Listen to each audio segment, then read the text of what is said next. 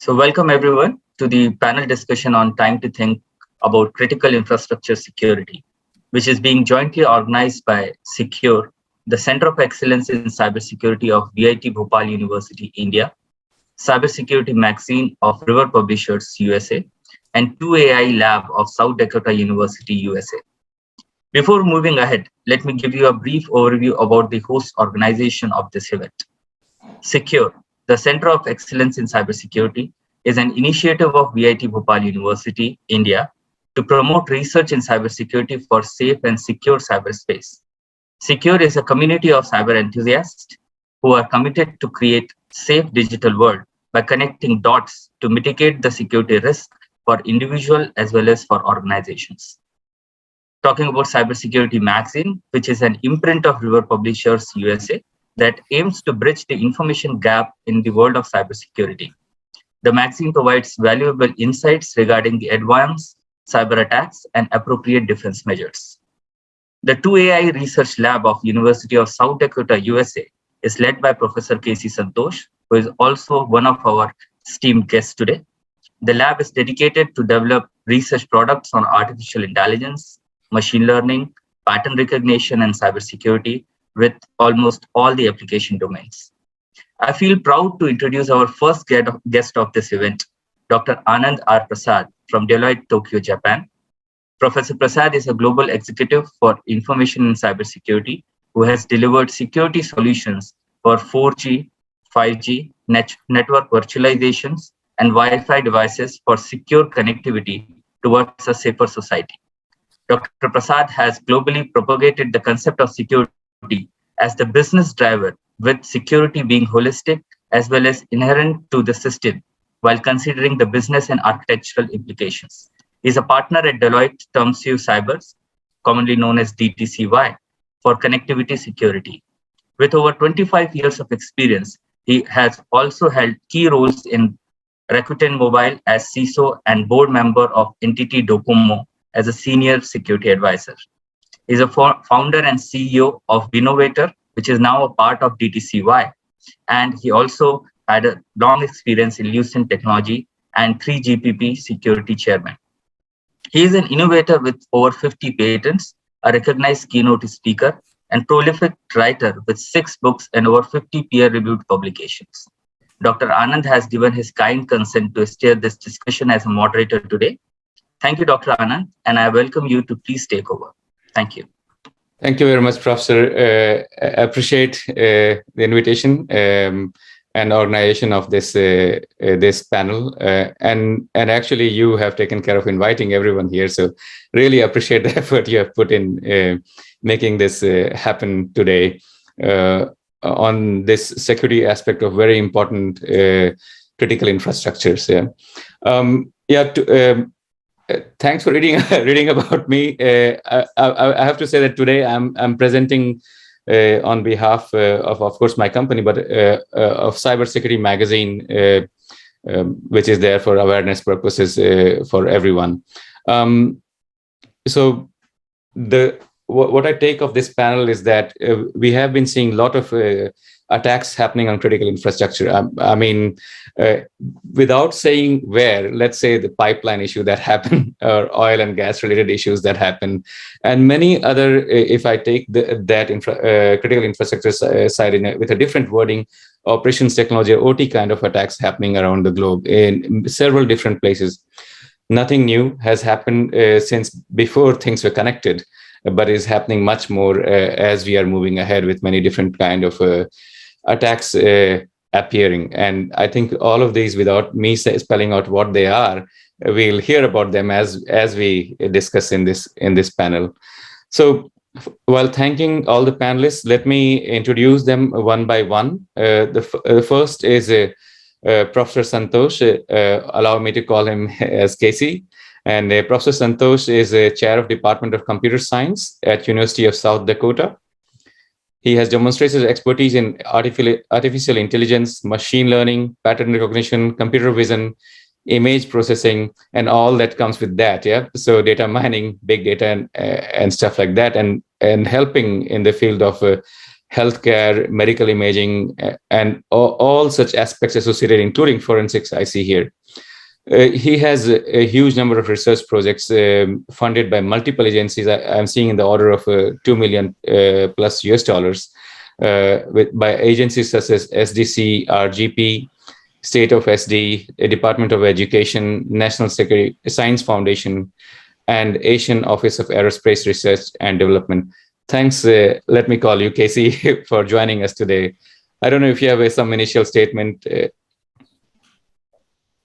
Thank you very much. I don't really have an initial statement, but we'll go from here. Thank you. All right. Thanks for joining, Casey. So I'll move on to Dr. Ahmed, and I'll be calling him Mohi as part of his first name. Yeah. So Dr. Ahmed or Mohi has made practical and theoretical contributions to cybersecurity and big data analytics for several application domains. His research has high impact on blockchain, edge computing, healthcare, and whatnot, and has been active in artificial intelligence and unmanned aerial vehicles as well. He has developed benchmark data sets showing anomalous network traffic in smart healthcare and unmanned aerial vehicles. So that's, as we understand, extremely important. Probably that's also related to his activity with some part of national security as well. Mohi has edited several books and contributed articles in the conversation. He has over 100 publications in reputed venues and more than 2,000 citations. That's amazing, Mohi. And Mohi has secured several external and internal grants worth close to $500,000 within a very short time frame, and has been collaborating with both academia and industry. He is regularly invited to give talks at international events and participating in organization as well. He was interviewed by the media such as the Guardian, the West Australian Associate Press, and Australian Institute of International Affairs, and one of the house-based television as well. So amazing, Mohi. That's quite something. I would like to ask you whether you have any initial statement that you would like to make. Thank you, Professor Anand, for reading out my bio. Next time I'll send on the 3 lines. But yeah, I mean, I am absolutely humbled to be here, and thanks to Dr. Shandilya for inviting me. So looking forward to the panel discussion. Thank you. Yeah, thank you. Don't worry. It is important that our audience know who is speaking. Knowing the weight helps understand that there are people with knowledge here giving information. Next, we have Thavaselvi, and I'll be calling you Thava. Welcome. A GRC lead at Digi Telecommunications in Malaysia. Thava has strong experience in implementation and management of global standards, risk management, compliance and governance, quality assurance, and service delivery, and of course, cybersecurity assessments, including IT operations. She's experienced in SDLC, agile methodologies, and all this stuff that we are talking day to day about how to make things happen as we are moving towards the cloud era, including testing, training, big data, and blockchain and design thinking. She has experience in working with cloud technologies. As I was connecting, there we go, it comes up, and cloud digital business automation, VMware, Hyper-V, and stuff like that. So thanks for joining us, Thava. And again, to you, if you have any initial statement that you would like to make. Thank you for the introduction. And again, thank you for inviting me to participate, and looking forward for the panel discussion. Thanks. Cool. Thanks, Thava. Next, we have Ginny Spicer, I understand from London. And thanks for joining, Ginny. She is head of Darkbeam Labs. She's well versed in Wireshark. God, I know that since when I don't even remember. She is currently working on delay and disruption tolerant network and emerging technologies for interplanetary communications. That's something. She is working as the threat and vulnerability analyst at Darkbeam Lab. Prior to that, she was associated with Chapel University as a network analyst. Ginny is experienced in delay and disruption tolerant networking and emerging technologies for interplanetary communication. She is certified, Wireshark certified network analyst, Yeah, okay, that's what it says, WCNA. So thanks, Ginny, for joining. And I understand you have been supporting many of young students, especially female students there in Professor's University. If you have any initial statement, most welcome. Yes, well, it's great to be here. I, of course, am happy to talk tech at any point, especially with students and young women in this field. You mentioned interplanetary networking, and I'm really looking forward to discussing infrastructure and how it's extending beyond Earth. So I'm very happy to be speaking with this group. Thank you. Perfect. I look forward to that as well, Ginny. And now our next, and in my list of last name coming up, Dr. Mudali is a former distinguished scientist of Department for Atomic Energy and chief executive and chairman of Heavy Water Board, a flagship industrial unit of DAE. There we go. We are talking about critical infrastructure. He is an accomplished leader par excellence in science and technology of advanced materials and coating, corrosion engineering, science and technology, and specialty materials of high relevance. Dr. Mudali has made pioneering contributions over 36 years, primarily during his tenure at Indira Gandhi Center of Atomic Research, Kalpakkam, and has been recognized with prestigious national and international awards and fellowship. Dr. Mudali's R&D contributions as 265 journal publications have been widely cited, which can be seen with high citations, over 8,900 IC, and amazing H-index of 43. As a senior professor of SBNI University of DAE and adjunct faculty of academic institution, Dr. Mudali has made notable academic contributions in teaching, guidance, mentoring of students and research scholars. He is a person with unique blend of industry, R&D, and academic excellence, coupled with science, technology, and management capabilities. Thanks, Dr. Mudali, for joining. Amazing set of experience here. I see atomic stuff as well, and there we talk about critical infra. If you have some initial statement, please. Yeah, thank you, Anand, for your kind introduction, and I'm very proud to join this panel of experts in cybersecurity. Maybe I come in dual role, one as the user industry from the Atomic Energy Department, where there were about 20 nuclear power plants operating for the last 60 years in the country. We have many critical infrastructure. And in the other way, that as the Vice-Chancellor of the VIT Bhopal University since March 2021, I also now leading the academic leadership in the university, where we have cybersecurity and forensic, digital forensic activities flourishing. And I'm very proud to join this panel of specialists. Thank you. Thank you very much for joining, Doctor. So everyone, we are talking about critical infrastructures. We know about recent attacks, and okay, let me take the name. It's a colonial pipeline related attack happened. The All India related attack happened, and many more. We can keep on listing them. I'm a person with who thinks holistic security is important, but because it touches many different aspects. But I would like to start the discussion on these examples are there. If anything else comes in your mind, to pick up one of them and give your thoughts on what happened actually, how these attacks happened, what was the root cause, and how was the impact. Anyone who wants to pick up on any of this or any specific example? Otherwise, I'll go around with you. Let me say, Casey, any comments from your side? Any thoughts on background of attack and how it happens and the impacts associated? So, like you said, I'm more towards AI. I've been working in AI for more than 2 decades. So let me try chime in from AI perspectives.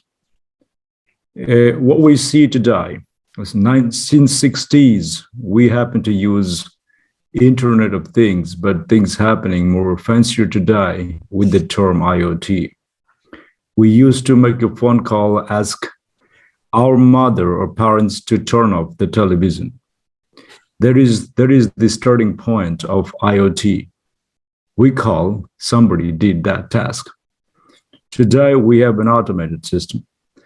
I'm trying to help you understand in here. Man-to-man connection, M2M, today becomes machine-to-machine, same M2M. Machine-to-machine connection happens today as opposed to man-to-man connection.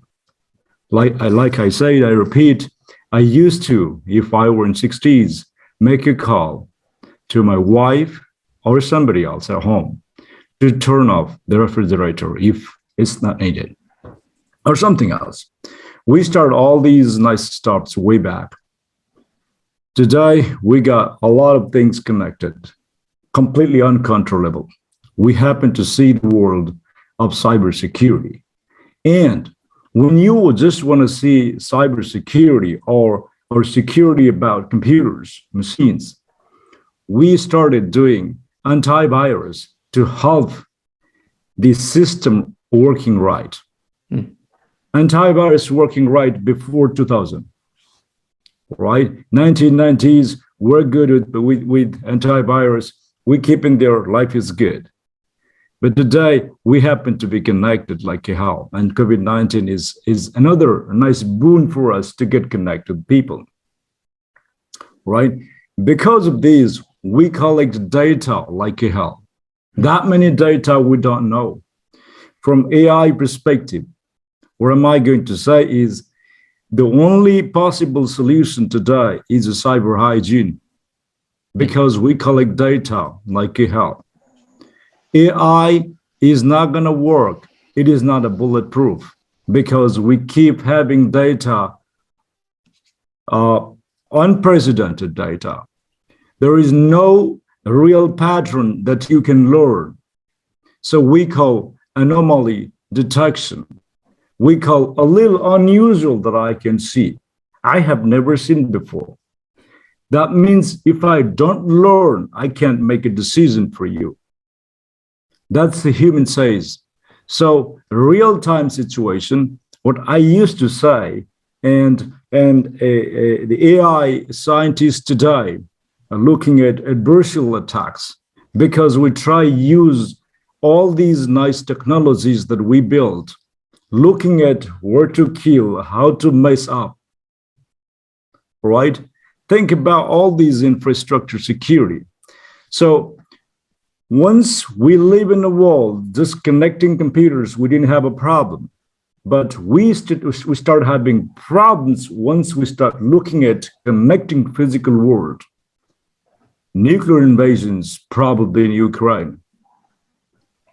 Chemical security. Banking, these are all physical stops. Computers don't do anything wrong. The wrongdoing happens once as soon as we start connecting physical world. So I would suggest to have the name cyber physical security, not just cyber. So the time has come to see whether we can have a cyber hygiene for everybody. Like you said, I repeat, and I'm going to stop here. There is no bulletproof solution for us. If I were in 60s, like you said, I would make a call. Turn off the engine and life is good, my friends. I'm going to go outside in the park. I don't have to go get back. But if I have a remote control, if I have my mobile phone connecting aircraft, think about it. It's going to be on time. I don't know. Somebody is going to change the direction. I don't know. Tesla car today, it's all about autopilot. If it's malfunctioned on the way, so what am I going to do? All these kind of things are not trustworthy. It's because we already happen to see those adversarial attacks in the name of deep learning, generating data set. Think about one more time. I'm gonna have one more time and stop here. Generating data sets to learn the world is beautiful. But if I generate data set to risk the models, I'm talking about AI models, can be compromised. Am I going to trust because I start generating data set to make models correct? But if I generate data set, augmented data set, we call data augmentation. Do you think the data augmentation is generating producing in a way that it should go right? We don't know. I can generate in different way too, different angles. So the problem comes only after we touch the physical world, money, right? Chemical weapons, commercialization, and it's all about data sharing. We'll talk more about it soon. Thank you. Thanks, Casey. You touched a huge spectrum going all the way to 60s and bringing us to 2020s and beyond, it seems, taking to proper cyber physical and then potential issues with AI as well. I was seeing everyone was kind of nodding, but what I want to do is given that Dr. Mudali has quite some experience in various places, atomic aspects and stuff also coming in. From his experience, I wanted to hear whether what's your view, Dr. Mudali, when it comes to cybersecurity or cyber physical aspects as well regarding these critical infrastructure.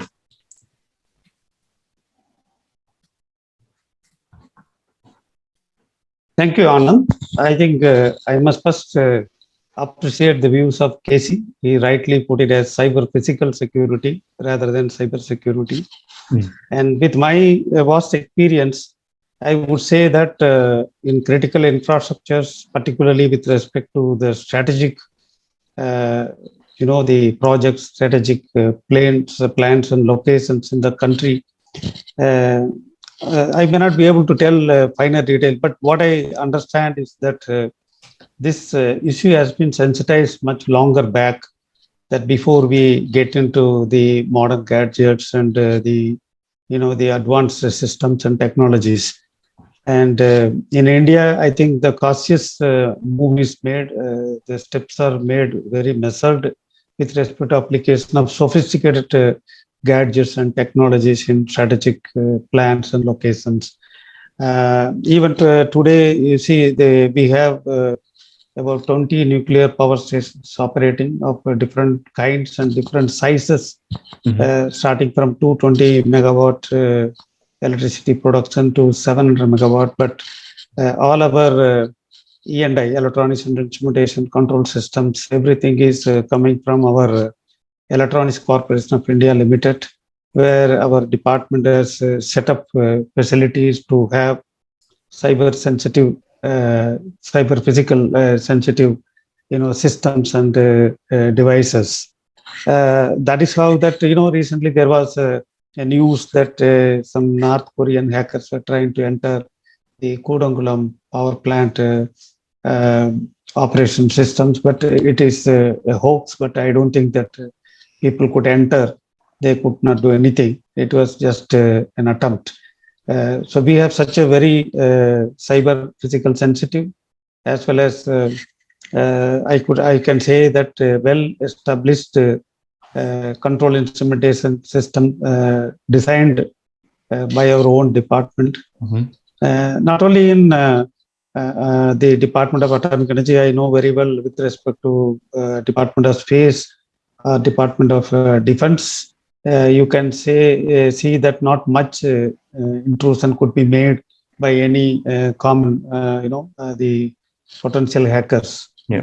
The incident that what you heard about this Oil India at Assam, they could enter. That is a very conventional system, and must be a built and designed, built and made from outside the country.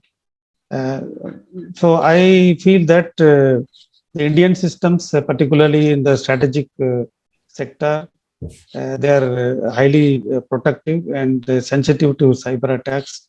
And the issue is not that strong with respect to the strategic sectors. But it is true that if you go for the conventional chemical plants or oil and gas pipelines, control systems, and many other potential industrial plants, they are all certainly their potential for attack by the hackers and by the people from outside. maybe an enemy country or from a rival company that has supplied the equipment. That is possible. This is what happened with respect to the power disruption that happened with respect to the power stations as well as the oil and gas facilities. And I expect that with the time, with more and more people getting advantage of the cyber hacking knowledge, it may increase with time. So we need to strengthen the cyber security systems as well as the imparting knowledge to the current generation as well as the future generation, which are going to operate and maintain such systems in the country. That's what is my opinion. True. Thanks, Doctor. Again, quite important points there about energy, oil, gas, and I can't say what all kind of impacts that can happen. I can completely understand the strategic importance, and therefore you cannot really talk about all the details. What you said and what Casey also said, I can end up discussing just on these topics for an hour or two, maybe, but we don't have time. Yeah. So allow me to go to Thava as well, and I'm still taking the initial feedback from everyone. Thava, just trying to see what's your view of these recent attacks or any specific attacks that you want to mention and make a statement how things are happening. Yeah, just to echo back, right? When you started, you say cybersecurity, we need to take it from a holistic perspective. Mm-hmm. So I agree with that. And of course, when it comes to cybersecurity, having a strategic approach and what you call that, having cyber hygiene is also crucial, because we are looking at, let's say, we think infrastructure, critical infrastructure.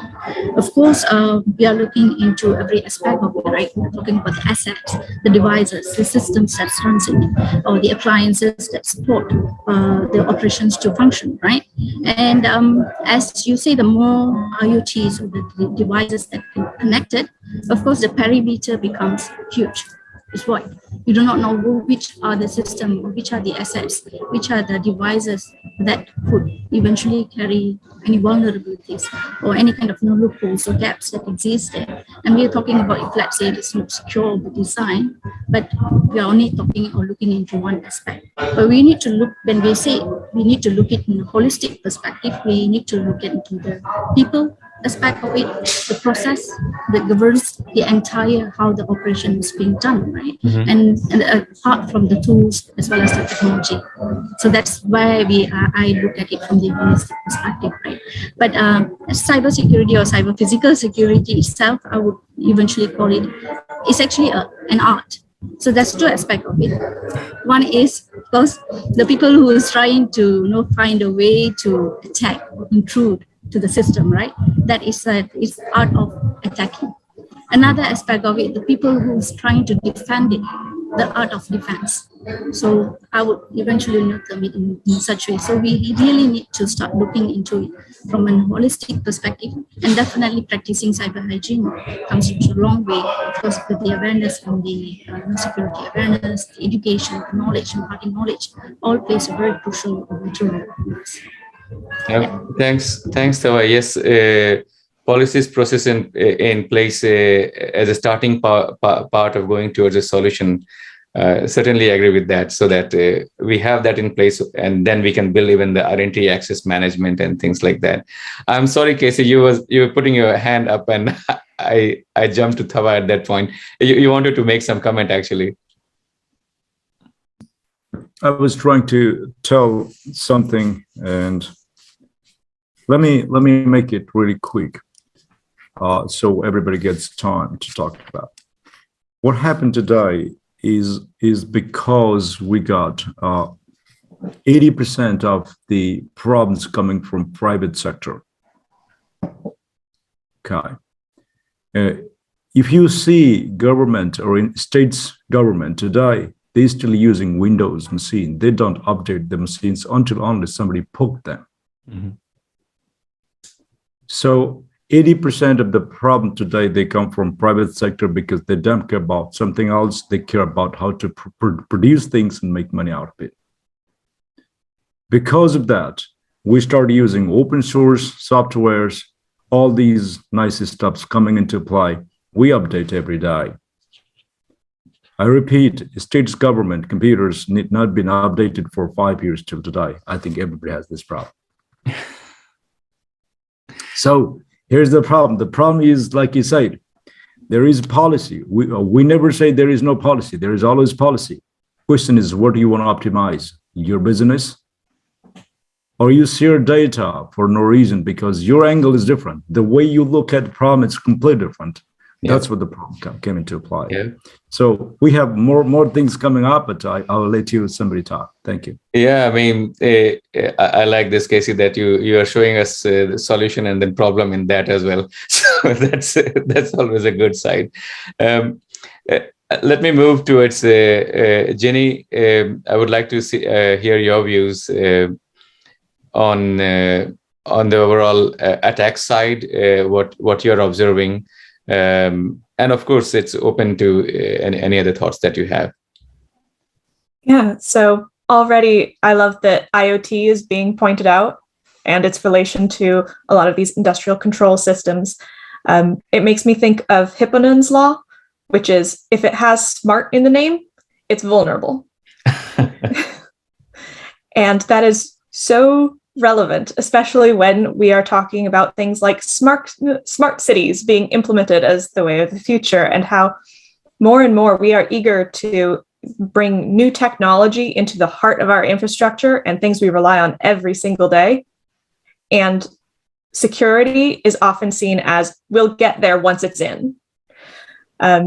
So with that in mind, this is something where we'll put it at the core, and if there is a compromise, when there is a compromise, there are trickle-down effects. We saw this with the Colonial Pipeline.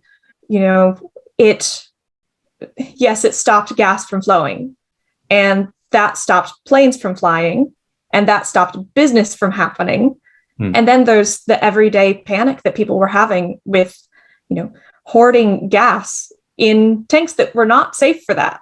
And that's an unintended consequence. But in these vastly complex systems, when our infrastructure is a target, that shakes us at our foundation and can have so many unpredictable consequences. It's why infrastructure as a target is so important to address at the root before we build on top of it. Yeah. To the point, Ginny, I would let's just simply say I completely agree with you. And I have struggled throughout my life regarding security and getting importance of that in any business. Trust me, like anything. At one point, a very key person told me, Anand, you're coming for budget for security. We had many different things in the network. QoS, I can see, quality of service, I can see, improves. With security, I cannot see anything. The only answer I could say that, the network is running, you're making money, actually. So that's why the security is in place. But I want to move on to Mohi as well.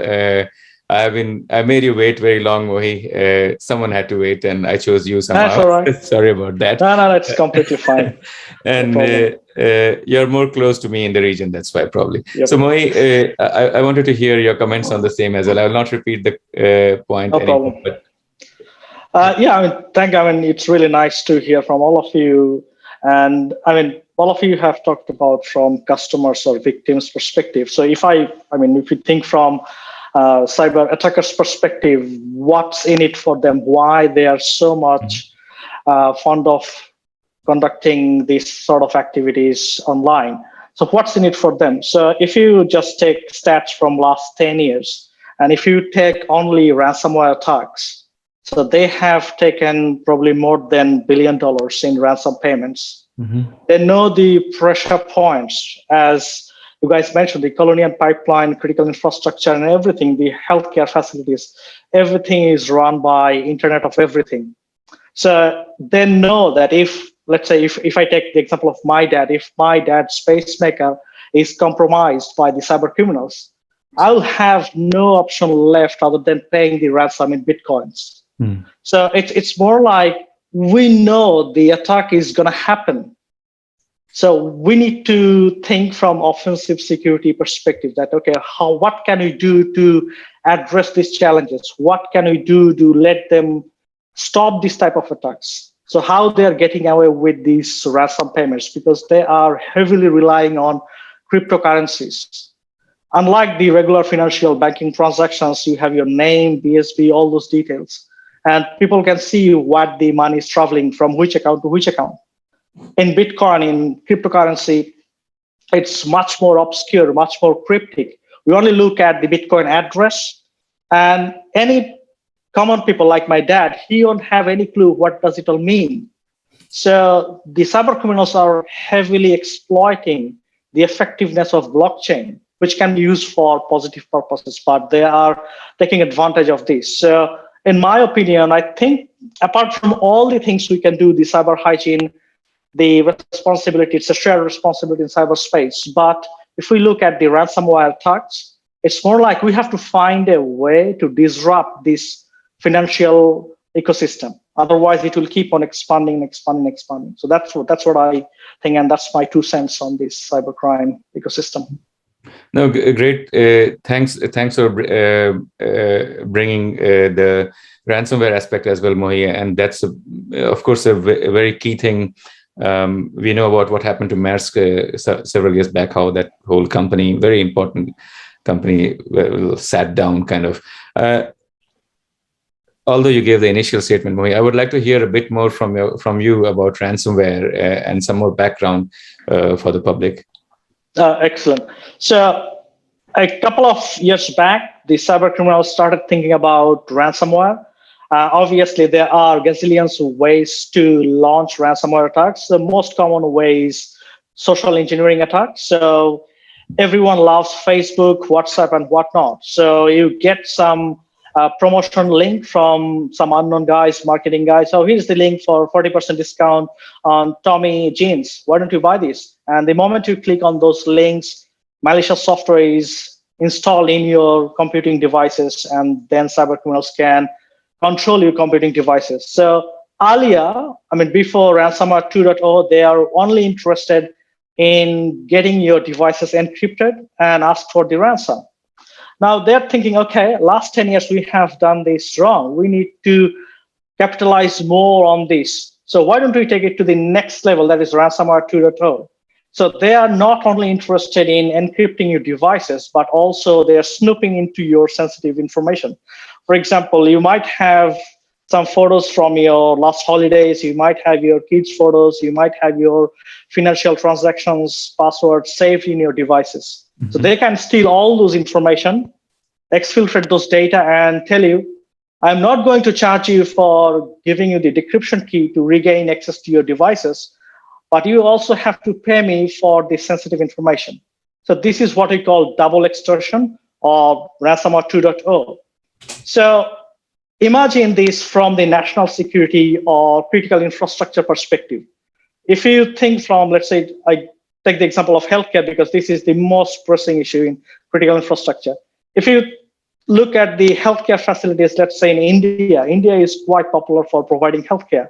All the details of these patients coming from all the other parts of the world, especially in Asia, what would happen? And if the ransomware attacker is saying, okay, if you don't pay me in this much in Bitcoins, we are never, ever going to release this information.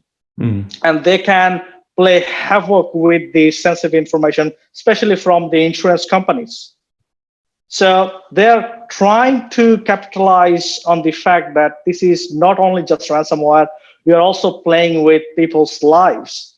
And again, when I was talking about the transaction point of view, they know that it will take months, if not years, to track the Bitcoin transactions. And now they are becoming more and more sophisticated in terms of doing those Bitcoin transactions because they are using mixer services. So for example, it's not just victim's Bitcoin address to attacker's Bitcoin address. They move this money to different addresses, dummy accounts, and then after these transactions are completed, they just close those accounts. So it's not like you are the victim, you go to the police and they're going to conduct all this investigation and they're going to catch the criminal. It's never gonna happen.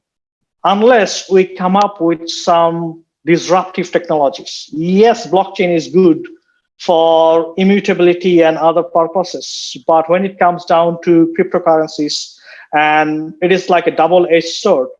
In some point, we are making sure that everything is immutable, nothing can be changed, but at the same time, they're heavily exploiting this blockchain ecosystem to transfer those cryptocurrencies. And in the last couple of years, there has been a number of investigations. There has been a lot of efforts, but only one company became successful. The company name is Chainalysis. So they come up with a way to pin down the actual Bitcoin receiver, and they can find out, they can go to the crypto exchange and show a court order or subpoena that this account should be disclosed and who are the guys having this account. But by the time it is too late.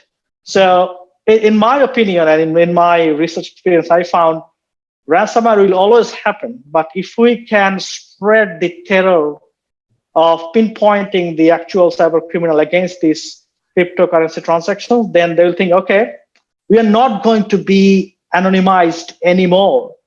Even if we ask for this small ransomware payment, the police or the criminal investigation committees or financial investigation committees, they have the technology to track down who is going where. So there are certain complexities around this. So if you are in Russia, I'm sure none of the panel members are KGB agents. So if you are not in Russia, there is a good chance that you can be tracked down, or if the country is allied to your national security intelligence, or if you're supporting countries, they might help you. But if it is in some state-based cyber actors, it becomes much more complicated. Mm-hmm. So there has been very less research on de-anonymization of crypto transactions. Yep. And if we can become successful in next couple of years, then probably there will be a dent in terms of ransomware attacks. So yeah, it's very interesting points you mentioned. It's a kind of a cleansing of a cryptocurrency, and then after that, now the other way around, when we break the whole concept just to find out how these criminal areas are working. I want to hear from Professor Mudali on have you seen ransomware issues happening in critical infrastructure that you have worked with, and whether if you can speak about what solution were put in place for that. I don't think that the organization where I have been working, such things have been anytime noticed, except that the recent incidents of the Kudankulam power plant, where the North Koreans were trying to enter. That was the news, but it was finally declined that they could not make an entry to that. Otherwise, to the best of my knowledge, I don't see that any such intrusion into the critical structures in strategic plants and the facilities. It has not been reported. It has not been found. Yes. So quite good, capable people are behind that, taking care of things. Yes. So Thava, you were talking about the process and policies in place, and then the agile methodologies that you're working on. With those and other background that you have, how do you see to protect against such kind of ransomware attack or other kind of attacks that we are covering at this point of time? See, as I mentioned earlier, right? Basically, there's no one-size-fits-all kind of solution. So that is the reason why we are looking into how strategically we wanted to implement, or what are the aspects that we're looking at. Not only strategic from the tactical perspective of it, right? So when we are talking about how we wanted to secure whether it's an organization or critical infrastructure or a particular business, right? Business or even any government organization, whichever it is that is using the systems, because we all are interconnected, right? We are talking about the approach that is going to be used. There are many approaches that is available. Let's say, for example, we can even apply well-known frameworks, right? It's how they actually are looking into it, how they're actually applying it in protecting the infrastructure, basically. So from the perspective of, as I say, right, what are the policies? You can start from the policies. You come with because we are talking about not only one aspect, people, process, as well as technologies, right? So if we are talking about people, so we are talking about what are the rules, the do's, don'ts, whether they are not competent enough, they are knowledgeable enough, and where they are operating certain devices, etc. Right? The security perspective is being looked at. Let's say, for example, we are talking about implementing secure design. Let's say they are a device, right? They are procuring a device, whether it is being hardened or not. Has the hardening requirements has been met or not. So from that aspect, every aspect to it that we wanted to look into. So the best that some of we are losing you somehow. Now it's better. Please. Okay, I think because of my microphone. So basically, it's applying some of the industry best practices or the standards that's available, right? So adapt that and see how it can be implemented holistically in the structure that you are operating on. So as I mentioned, if let's say development, procuring a device or implementing a device, up to spreading the knowledge, the awareness of security, right? Everything matters. Okay, so you're covering the whole people, process, tech side, and then implementing them. Ginny, you were talking about the infrastructure aspect of the attack and protection of that, and you had also mentioned about lack of security by design, basically, yeah, and that just not Thava as well was mentioning. But considering the infrastructure aspect, how do you see the solution direction should be? What are your thoughts? Anything you would like to add on that? Yeah, so if we are bringing these into the core of our systems to build on top of this as infrastructure, I think we need, regulation solidly in place, not to just assess security and require assessment, but have standards in place. If there's a vulnerability, what are you doing to treat it? Can it be treated? And if not, don't use it. Also, a lot of it, I think we need to make sure that our policy is keeping up with our technology. When we have these systems in place, the way that we work around them will inevitably change. And when it changes, we need to be aware of how that affects our own security practices. I would bring up, there was a water treatment facility in Florida in the US that was something terribly nearly happened, but luckily didn't, because a hacker was able to get access to the machines in the facility that determined how much of certain chemicals were put into the water to treat it, to make it safe for drinking. There was someone present at the facility that saw a mouse moving around on the screen and did nothing because they were used to their manager remoting into that computer and messing around with it without telling them.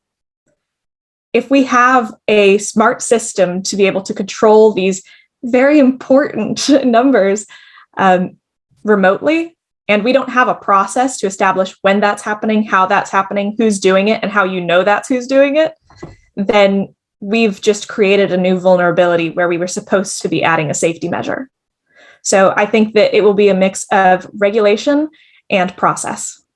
Okay, regulations, process, and inside that process policies, you also meant the standards as well, as you mentioned. Yes. And Casey, that brings me now more towards data, use of data and solutions using machine learning and AI. So I would really like to hear from you how that should be considered. You already mentioned about that can be attacked as well, but looking at but still looking for your thoughts on this side. Correct. So here is an analogy. In every constitution across the globe, we have loopholes. We always look for what am I going to get out of it. We are selfish animals. We look after what we can get out of it. I give an example of adversarial attack. Adversarial attacks, been developed by a very nice term we call in machine learning lingo, deep learning.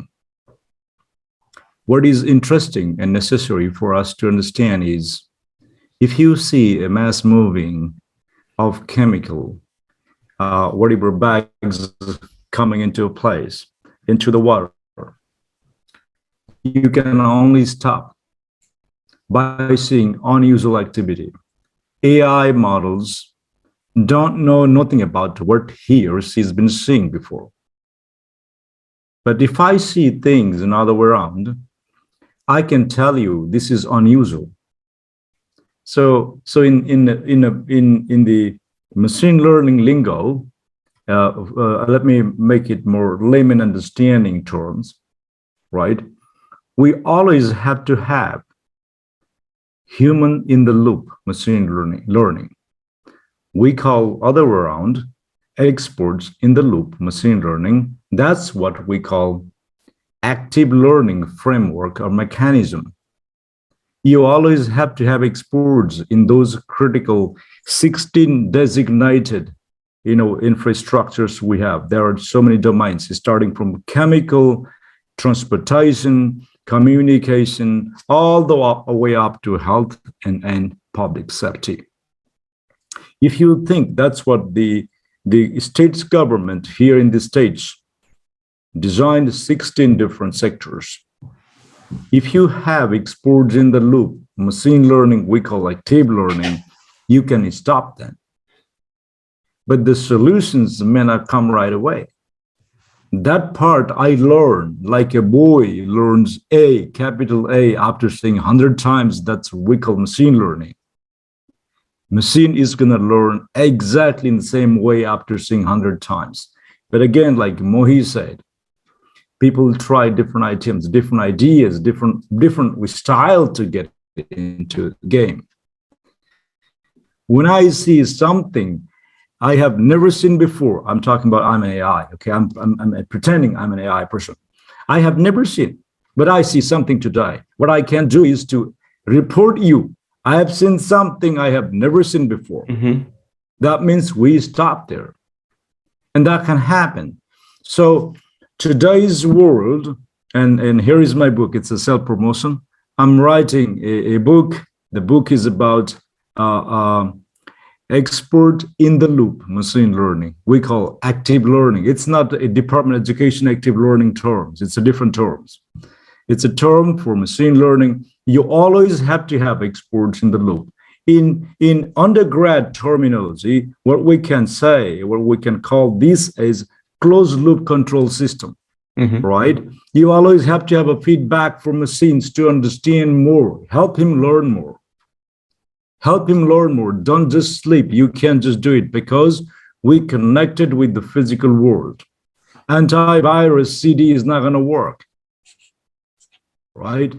So like you said, we stop unusual activity in AI world, we call anomaly detection, right? In different world, for instance, in banking, when money comes into play, money is a big factor, then everything is there.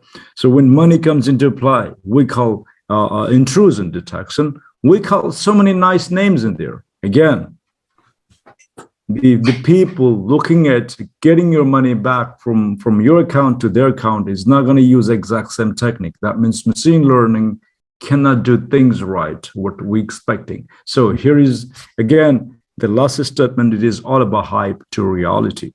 Reality is, once you get into the world of physical connection, there is no point that we get the bulletproof solution. Thank you. Thanks, Casey. Bringing us to reality and to the ground, actually. So there's a lot of hype about all these words, and especially AI and ML. Yeah. Mohi, I'm pretty sure you have something to add. And what I would like to hear also, if from this solution perspective, your thoughts, Mohi, and also what potentially regulations can do or regulators can do. Yes, I mean, I'll just echo with Professor Casey. So AI can't really do a lot in this space unless it is fed the exact same signature a couple of times. However, the cybercriminals, it's like always cat and mouse game. They try to fool the victims all the time. So from regulatory perspective, as I mentioned earlier, that if we can come up with some transparency in this type of cryptocurrency transactions, then the cybercriminals will be thinking, okay, earlier it was really cryptic and we could get away with this money, but now we can't. And if you look at the dark web or black market in cyberspace, they have taken this to a mastery level that they are selling services such as malware installation as a service, ransomware as a service, cash out as a service. So anyone who doesn't have any clue about this high-tech cybercrime, even they would be tempted because the return on investment is too damn high. So people who are really willing to make money, even if they are not from cybercrime background, they are spending money on this. So what, from regulatory perspective, what we can do, and you have probably seen the news, the Bitcoin price has taken a hit due to the global inflation and everything. Earlier this year, it was 70,000 US dollar for one Bitcoin. Now it came down to 50,000 almost. So if the government agencies, especially the financial authorities, they set the price of these imaginary currencies, no one can touch these currencies. When I talked about this to my dad, he said, I would prefer to buy a piece of land rather than spending money or investing in cryptocurrency because I can't really see that. I can't really touch this cryptocurrency. So in a nutshell, if the governments, if they come up with a policy or regulation that, okay, the price of the cryptocurrency cannot outperform the fiat currencies, then it's absolutely simple. So they would no more be in interest from cyber criminals. They will see there is no point doing all this crime because we are not going to get financial authority on this. We are not going to become rich. So if we can prove this, and if all the governments across the world can come up with this regulation that, okay, we are no longer showing any support to cryptocurrencies. There is no more tax on cryptocurrencies. There is nothing called cryptocurrencies. Anyone is dealing with cryptocurrencies, it's completely fake or it's only for negative purposes, then all of a sudden you'll see a drastic stop in ransomware attacks, and probably we'll have to deal with some newer variants because, as I said earlier, cybercrime is a cat and mouse game. They'll come up with newer strategies and newer ways of attacks. But as of now, just cut down cryptocurrencies, you'll see everything is stopped in terms of ransomware attacks. Cool. That's my hope, but I don't know what the governments are going to do. I like your cat and mouse aspect as well. That means we always have something to do, at least this team of people here. And the regulation side, certainly there's always this, the basic principles of Bitcoin or any crypto stuff, and then what we need in regulations as well. But Ginny, I would like to, we are kind of much over time actually, and I'll leave it on Professor to later edit things, but let's still take a little bit of time, move towards our final parts of the discussion. But Ginny, I would also like to hear from you about regulations and move towards the education side. What are your thoughts on education as well for cybersecurity, or if you want to say cyber physical security? Wow. Well, I think education is obviously always going to play a key role in the future of cybersecurity, as we constantly need more and more people in the industry and constantly need to evolve our curriculum to match how quickly this industry progresses. I think that shifting to view cyber physical security as part of a supply chain and seeing yourself not just as a system that you need to protect from an outside world, but also as a part of other systems and reliant on other systems, I think is a paradigm shift that is necessary if we're going to make progress towards actually securing these more complex environments. I think regulation will be a good part of that, but academia is going to be bringing up more people to be aware of this problem in a way that we can investigate it and make informed decisions forward on how to control our risks and also just be aware of where they are to start with. Thanks, Ginny. I was almost going to pick up what initially Casey also mentioned about what's happening in Ukraine and therefore geopolitical aspects and cybersecurity aspects as well. But I will let that stay. Otherwise, we'll get into a lot more other discussions. And just Dr. Mudali, on this education part, wanted to hear your views as well. Yeah, thank you, Anand.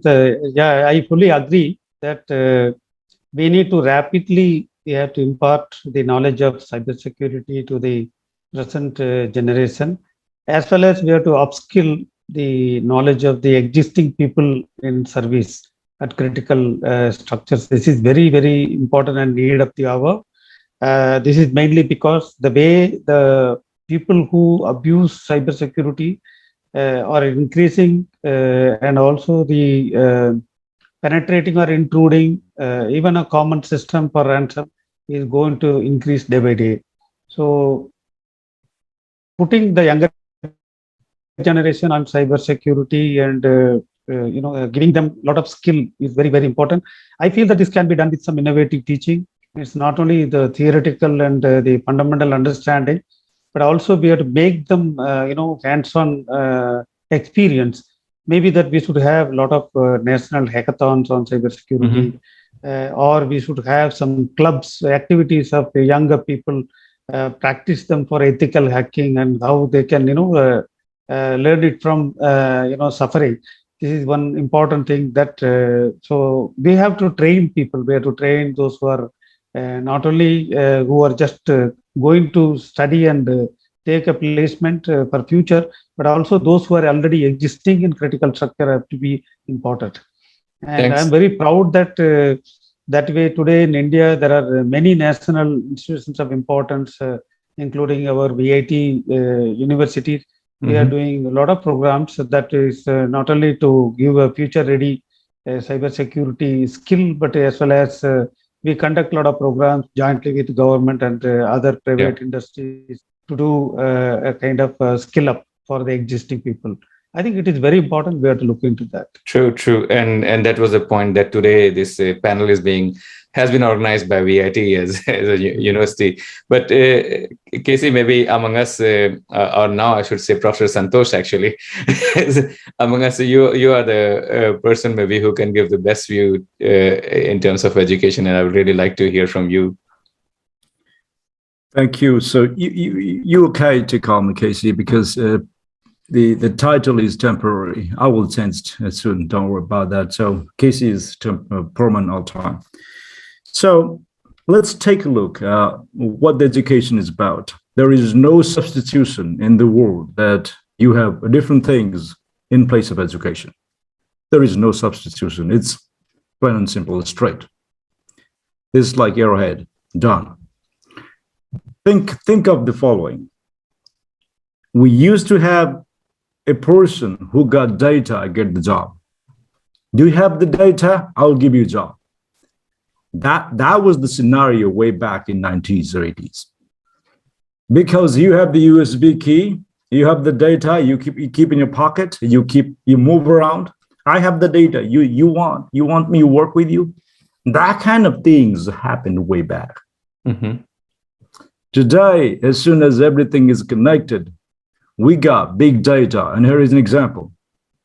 I go to McDonald's. I don't go, but I just to give an example. I go to McDonald's. I eat something. All of a sudden, I get a call from my wife. So I hop in the car. I start driving reckless. So all these traffic, lights were going to catch me because I don't stop there. Look, I produce data like a hell. The way I was behaving in McDonald's, the gestures, people watch me because my wife calling, right? That's important. Stay married is good, right? So start moving like hell up to home and say, what's up, right? Every second I create data. I'm just talking about my personal lives. Yeah. This is my behavioral property, right? I create that much data today. So we are in the pool of big data. Sometimes people say large time series data, that's a different old, that's okay. We make data like hell. Today, unlike in the past, it is all about making sense of big data. Mm-hmm. I repeat, this is for layman understanding. I'm a teacher, so I always repeat, you know what I'm saying? Teachers always do that. We used to have people having USB in your pocket. Here is the data, give me job. You get the job, others don't get data, you don't get it, my friend. Done. Today, it's all about data because we connect. Life is good. Mark Zuckerberg is giving us a good platform, Facebook. Everybody get the data. I think he's going to be richer than the Google. He's a good friend for everybody, right? So now we need to make sense of big data. I call making sense of big data way back in 2016 in magazine in the state of South Dakota, way back. It's a time to make sense of big data because we're in the pool of data, and I don't know.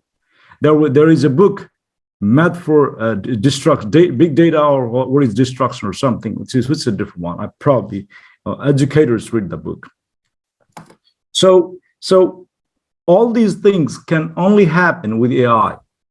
I did say AI can't give you bulletproof solution, but it happens only with AI. Mm-hmm. Because it is a way to see unusual things happen because I've never seen before. Casey is driving weird. What is he doing? The neighbor is going to say that because that was unusual.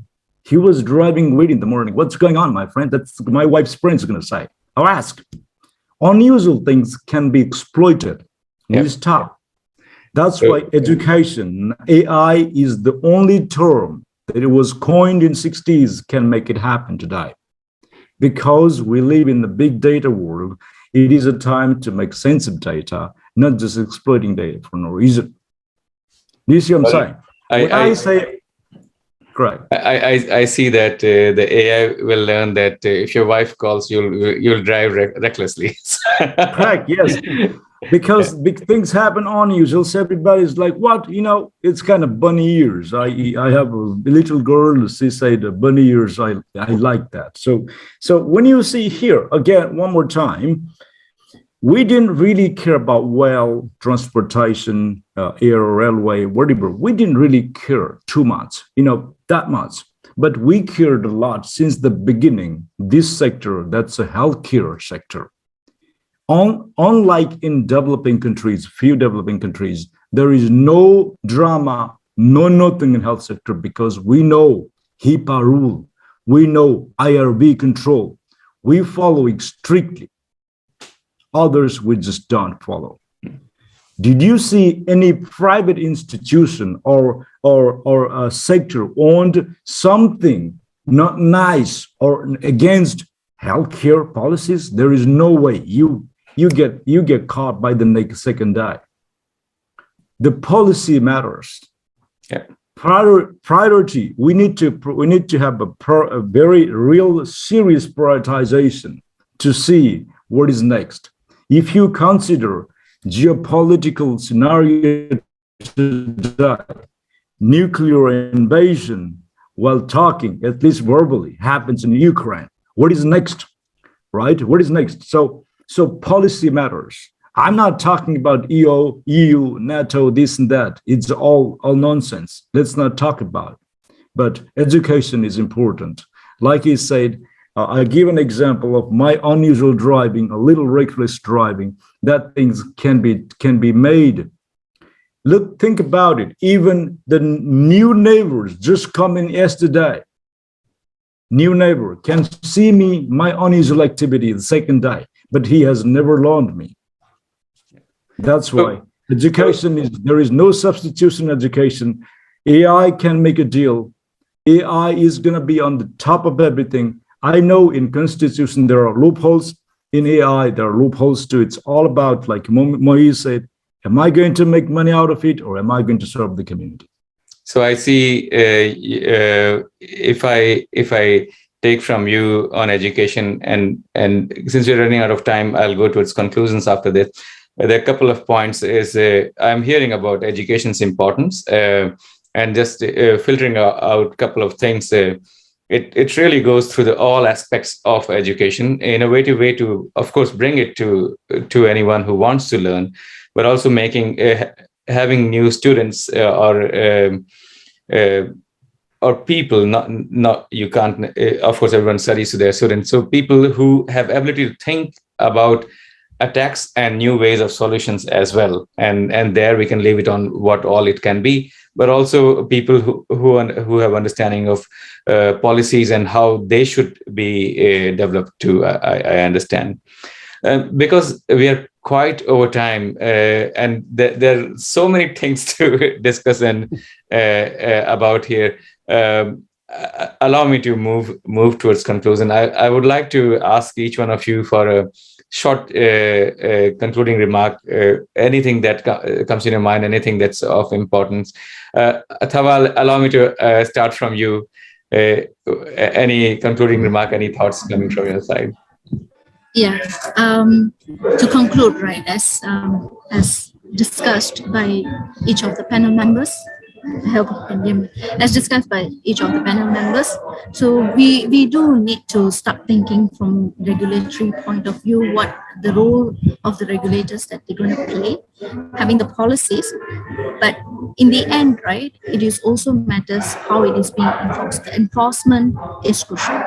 So having the policies alone does not suffice, but the enforcement, how it is being enforced, also matters. So with that, the current practice of the current way of it having certain standards, or it is more kind of a prescriptive or voluntary approach. But then when we wanted to think a way or try to resolve this issue in a very holistic manner, right, we need to start thinking from end-to-end kind of approach where enforcement comes into place. Yeah. Thanks. Thanks. Yes. You're pointing at holistic and enforcement of all the aspects, let's put it that way. Now, let me ask Mohi as well for any concluding statement. Thank you, Anand. Look, I'll keep it short. So, and I'll just echo with Casey that since I'm a teacher as well, so cybercrime will continue to evolve. And when we were kids, we used to tell, our parents used to tell us that focus more on mathematics, focus more on English. So the next generation of cyber leaders, or next generation of people, or our next generation, they should understand how AI works and what are the key issues in cyber. So the intersection of cyber and artificial intelligence, and I would like to emphasize on the explainable artificial intelligence. If that can be done, then there might not be as problematic cyberspace as we are facing now. So if we leave it for our grandkids or their grandkids, so they must focus on explainable AI and cybersecurity, what are the existing issues and what would be the future issues. And that's how they can have a sustainable cyberspace. Web 3.0, who knows, in our lifetime, we might see Web 10.0, like iPhones. So we need to educate our next generation and focus on AI and cyber. That's it. Thank you. Oh, great.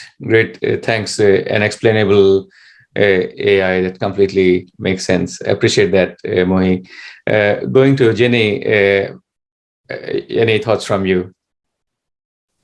Yeah, I mean, with this discussion, I think it points out why right now is an amazing time to be getting into cybersecurity, because with these complex systems and the fact that our infrastructure is now so tied in with the technology that is evolving a bit faster than security is keeping up with, it shows that if you are involved in security and positively affect one system, you will positively affect other systems as well. And I think that makes it a really exciting time to, get involved, and also very necessary to get involved. So, there are a lot of drawbacks to the current situation, but there's a lot of opportunity to make things better and positively affect so many systems to drive us forward in a productive way when we expand our infrastructure with this technology. Yeah. I appreciate that, Jenny, to the point on complex systems and then security, really trying to follow with them. Yeah. Thava, I see the message from you that you might have to leave. Thanks for joining, and we'll leave soon as well after concluding. but I understood we have gone quite over time. Dr. Mudali, from you on any concluding remarks? Yeah, thank you, Anand. I feel that prevention is always better than cure. So, providing a holistic cybersecurity education to the current generation, as well as skilling up the existing, human resources who are in the critical infrastructure is the need of the hour. And there should be more and more training and certification, the hackathons, and some club activities. All this should be, encouraged, and this imparting this, knowledge on cyber security is very, very important, and that should be done by not only by the government or the private sector, but by holistically by all people who are associated with cyber users. They should do for their employees and for the students. I think that is what is my conclusion. Thanks, Dr. Mudali. You would like to emphasize the importance of education for everyone when it comes to cybersecurity. Casey, now coming to you, any concluding remarks from your side? Here is where I'm going to say, like before, there is no substitution for education. Right, number one. And second one is AI can only make a deal. The reason is, today, we're just talking about cyber physical infrastructure security. AI happens everywhere. It is all about making sense of big data. Mm-hmm. Right? It can be cybersecurity, it can be healthcare, it can be transportation, it can be energy. We're talking about precision medicine, we're talking about sustainable agriculture. This is all about AI. AI cannot be ignored. But like you said, there is no bulletproof solution. When I say this, then there is a contrary. Contrary is in DARPA. I think people heard about DARPA. We have a robot as an army and win. What we do, the fighters don't do exact same pattern. They move around. They shoot wherever they want to shoot. It's going to be random. All these random movements happen in war. War is not disciplined or organized. It is not routine. If a robot with an integration of AI models in there is going to win the war, it is possible that we will win with the strong mathematics and AI models for people to think of what we need next. Like he said, AI can only make a deal, right? DARPA robots can win the war. Shooting you, he's my friend, he's not going to shoot you. He's going to shoot somebody. It is all about reinforcement learning, which is a part of artificial intelligence. Like I said, AI is the only item that makes deal for holding or maintaining the cyber physical infrastructure security. Thank you. Thank you, Casey. Good points on AI and AI making the deal as well. I really appreciate that. I think we would have a lot more to discuss, and each point that you all were presenting, I would really like to talk much more if we had time. But given the limitation, and we are already kind of half an hour over time, I really thank all the panelists. We have covered quite a bit from all the way from policies to moving towards, there we have Thava back as well, thanks, going towards AI aspects as well, and touching, of course, the ransomware aspect, infrastructure things, and the holistic considerations. I think we would have lots more to discuss, and maybe we can sometime break up these topics and cover specific topics to go more in depth. So I see, Professor, you're here. So I was almost concluding. I was going to thank everyone for participating. I did want to mention one thing is that we talked about education, and we have the Cybersecurity Magazine. It's internet-based, purely meant for awareness for everyone on cybersecurity aspects. We started several years back as a voluntary activity inviting people to write articles in their giving their views on various topics, so everyone can learn. So that's another part of education we are trying from our side. But with that, thanks to all the panelists, thanks to organizer for giving this opportunity, and I'm looking forward to the final result of this panel discussion from Professor Yu. So maybe with that we conclude.